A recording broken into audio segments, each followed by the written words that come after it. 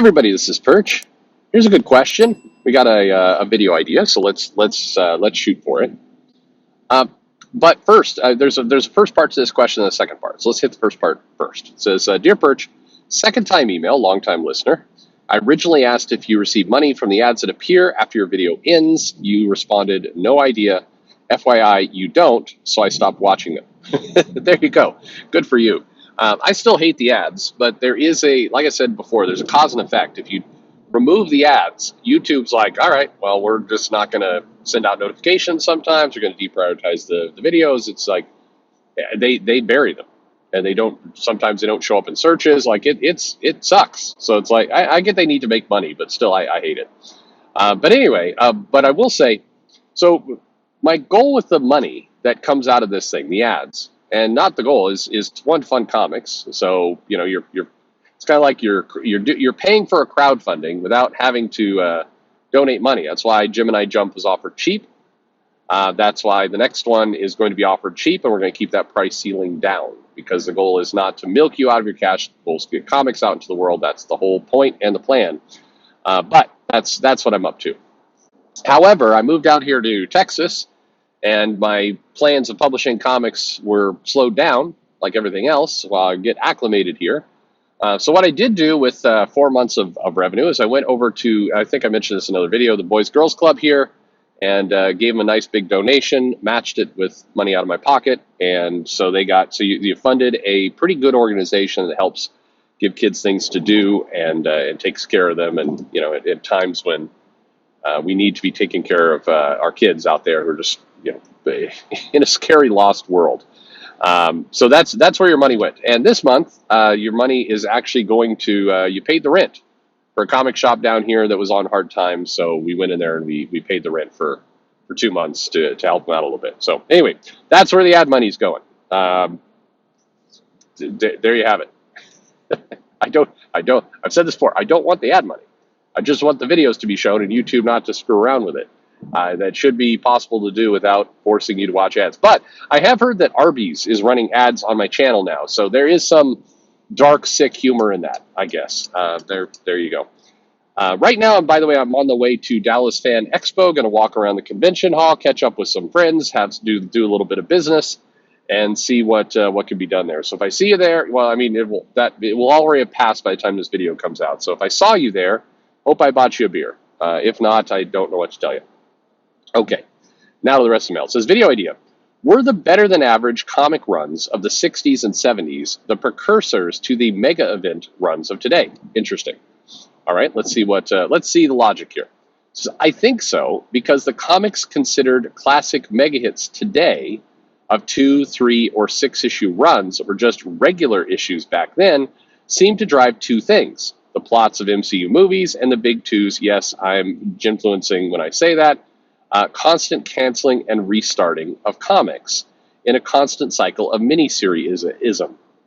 FF 184 to 186 with George Perez, Avengers 160 to 162 with Perez, there's a common denominator here, and 164 to 166 with John Byrne, Daredevil 146 to 148, 151 with Gil Kane, Klaus Johnson on inks, 147, 148, 151, are all quote-unquote runs that were just a few issues long, but had years of influence on characters and their development. By the way, there's another point in here before I get into it.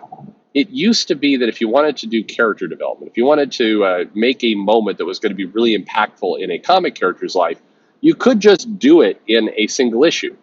You didn't have to make it a 6-issue event or a 12-issue event.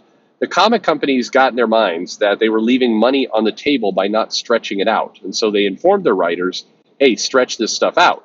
Several writers have talked about this on interviews. It's one of the things Jim Shooter has talked about. That was the goal. It's like, hey, imagine how much more money we would have made if instead of like in one panel in Secret Wars tucked into another event where we were already making money, Spider-Man wouldn't have found the symbiote black goo costume, and instead we would have had that be a 6 or 12 issue series where he found that costume. Imagine how much more money we would have made. That's the thinking. But the effect was, some big character changes do not need 6 issues, and sometimes, just one issue tells the story. The death of Gwen Stacy today would be a year-long event, and I think it suffers for that. But anyway, Back to the mail. While most people cite Fantastic Four 48 through 50, created and drawn by Kirby, with Stan Lee teabagging his script across the pages, nice, as the first event run in a regular comic series for his introduction of Galactus and Silver Surfer, that was meant to be special, specifically as a marketing gimmick for the FF's 50th issue. That is true. I want to use examples of comic runs that weren't marketed as events, that were simply talent doing great, remarkable work for the sake of remarkable work.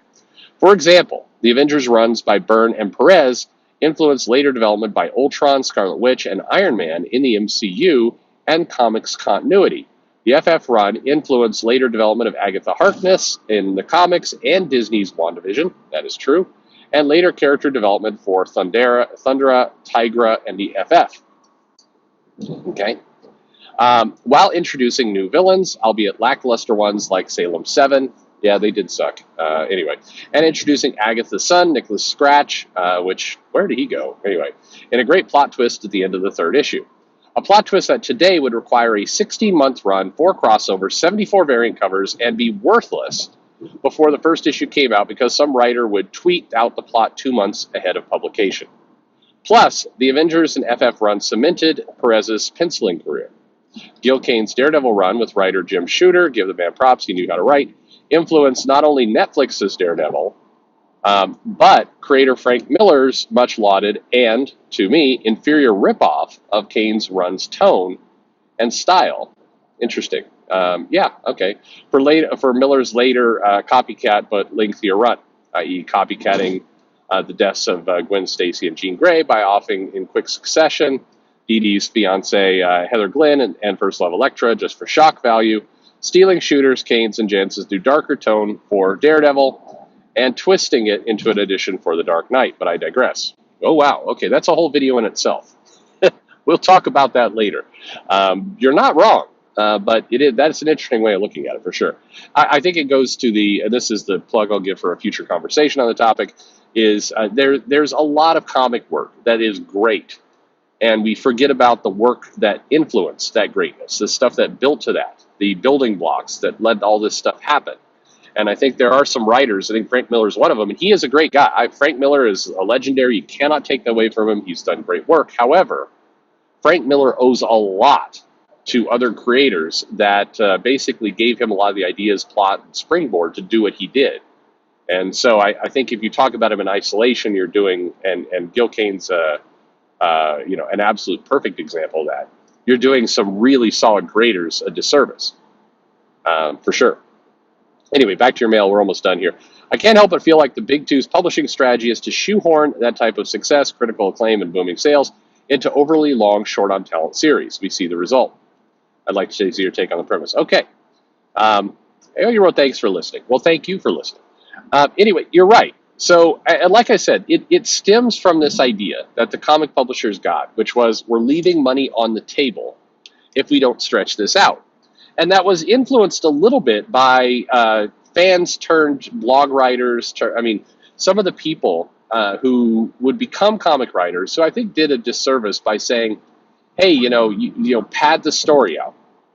I remember this was one of the things Gail Simone said earlier. I remember that some of the people in CBR were making this point that, and when pad the story out, I don't mean just like needlessly pad it out, but it was the, give stories a room to breathe.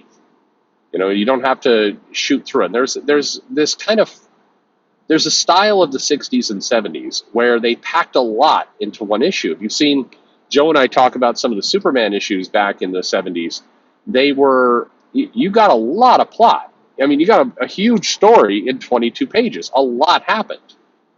And that's seen as bad storytelling today. It's seen as not giving the characters chance to grow. It's seen as, being shallow with the characters' ideals and beliefs and everything else. It's looked down upon today. And I think that's a shame because, I think that there's cases where some decompression and letting the characters breathe and all that stuff makes sense. But a lot of the plots we have today are not anywhere close to the amount of character development, big moments that happened in the past, and yet they're stretched out for no reason, and I think you lose the audience in the process. it's not as good. It doesn't hit as hard. I think it's a big miss. On top of that, as you alluded to in your mail, I think that it's this idea of, hey, as long as we're stretching it out and we're publishing so many comics, that anything that remotely resembles a shocking big moment, a big event, we should turn into an event. We should save it. I remember reading, although I may be wrong about this, but my memory is telling me this, it could be wrong, that Jason Aaron, when he was building to the War of the Realms story, he basically was he was trying to do that in Thor, and the groundwork to everything he did with Malekith and all this stuff was done in Thor. But Marvel pushed him into putting the payoff to that story in an event, which was War of the Realms. Why wasn't that just in the Thor comic? I actually think that it hurt his run, it hurt his legacy on that title, if you will, by taking the conclusion to what he'd built up with for 5 years and saying, it's actually going to be, the story's going to be told over here. It's going to be told over in this other comic. And because we've got it in this other comic and because it's an event, there's going to be a ton of variant covers. We're going to do a bunch of tie-ins. We're going to get a bunch of other people into this mix that don't really belong. You remember that, like, all the characters who could grow giant. So Scott Lang, Giant Man, I don't know, Cassie was in there. Like, all the growing characters got a little mini series in War of the Realms. Why? Because we have giant superheroes that can fight giants. Like, I'm telling you, that sounds exactly like some of the worst pitches I've heard from editors, where I'm like, hey, what if we had giants and then we got superheroes that are giants and we had them fight? Like that would be great. That's yikes. That is how a lot of the pitches go. Pitches by bitches. Anyway, sorry. But that's what you get into, and it takes ideas that I think are pretty decent. I would have liked to have seen War of the Realms paid off just inside Thor without 50 other tie-ins. I think it would have been more memorable. I think it would have created more money in the long run. Yes, if you take something that's going to storyline and you put it into an event and you put some variant covers on there, you get Art Adams to draw a cover, and you create a bunch of crossovers, you do get more short-term money because the collectors and speculators come in, they buy it. Comic shops are like, I know how to market an event, and so it's easier and it makes more short-term cash. However, it's hard to believe that the War of the Realms story is going to be adapted in the MCU. I doubt it. Most of these big events are never coming to make billion-dollar movies. And if we believe the premise that comic books are just IP generator farms for the movies, then don't do things that are self-destructive in the process. And I think moving events that do not need to be events into this world of taking them out of the comics and doing bloating them all to hell, I think makes it less likely that it gets adapted. And I know firsthand some of the scriptwriters for the MCU have looked at some of these events. I know this was the case for Civil War, and the task that they were given was boil this story down to its core. Get rid of all the fluff. We've got to get something that fits in a 2.5-hour movie that's easy for audiences to understand. So and make it simple. So the entire subplot of getting the villains and controlling them with nanobots or whatever, the prison in the negative zone, all that kind of stuff. Like, don't go down that path. Don't do it, because it's gonna all that's gonna do is confuse people. So in a weird way, comics take something that can easily be told inside the comic as a pretty killer event that would be memorable and sell trades and people would really resonate to it. They take that, they blow it up to add 50 unrelated issues to it. It sits out there. You get this increased cynicism in the comic industry. And then invariably, when Hollywood comes around, they say, all right, strip all that shit out of there. Let's get back down to the core again. I don't know. Are we going to see the Fear Itself event? No, we're not getting that. We're not getting a lot of these events. and yet we will still tap into kind of these core, memorable 2 to 3 issue arcs that happen in comics that everybody loves. Anyway, there you go. Thank you very much for the mail. Very thoughtful. Hope that answer was satisfying. And thanks for listening.